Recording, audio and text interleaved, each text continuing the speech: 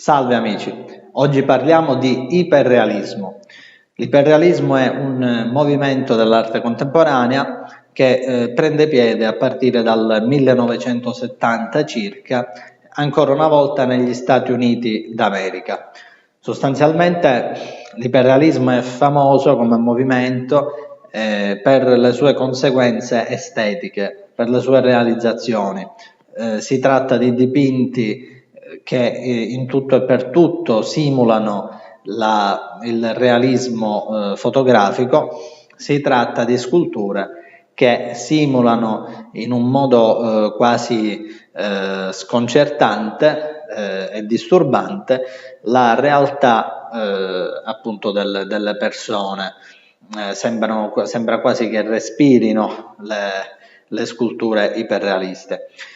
Come movimento sostanzialmente rimane un movimento molto americano, ha un successo vasto dal punto di vista anche del mercato negli anni 70, ma non va oltre. Diciamo che gli artisti, solo alcuni artisti che inizialmente vennero etichettati come iperrealisti ancora hanno un mercato molto forte, ad esempio Chuck Close in particolare, Duane Hanson e anche John De Andrea.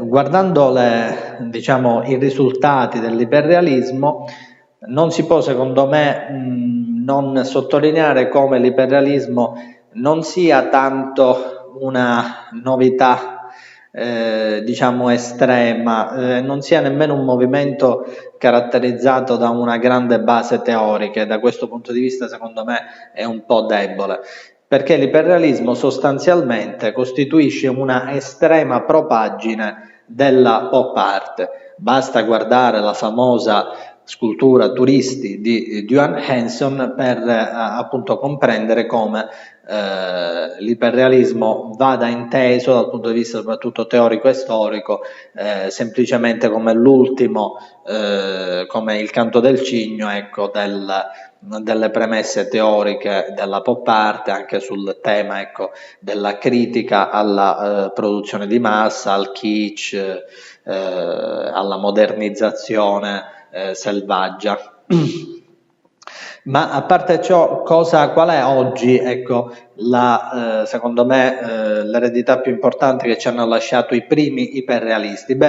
Secondo me il loro messaggio più interessante è questo: il pittore in particolare, lo scultore, quindi in un qualche modo gli artisti che operano anche con una tecnica tradizionale, non possono non misurarsi con la fotografia.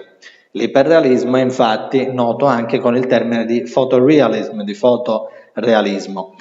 Questo è molto interessante, è per così dire un'ovvietà, ma è stato necessario secondo me dal punto di vista storico l'iperrealismo, perché in qualche modo ha decretato, ecco, questa necessità, ed è assai interessante soprattutto oggi, in un tempo in cui ad esempio noi pittori contemporanei non possiamo far altro che misurarci con tutti questi nuovi mezzi. Se i primi iperrealisti si misurarono con la fotografia analogica, parliamo degli anni 70, noi oggi abbiamo in qualche modo il dovere, pur non essendo iperrealisti, ad esempio io non lo sono e non lo sono mai stato, a differenza di quello che qualcuno potrebbe pensare, gli artisti di oggi non possiamo far altro che in qualche modo misurarci con le potenzialità diverse della fotografia digitale. Dunque ragazzi, vi rimando al prossimo video su YouTube, se vi fa piacere seguitemi anche nella mia pagina Facebook Giuseppe Alletto Italian Artist, e soprattutto ricordate che chi ama l'arte ama una parte di se stesso.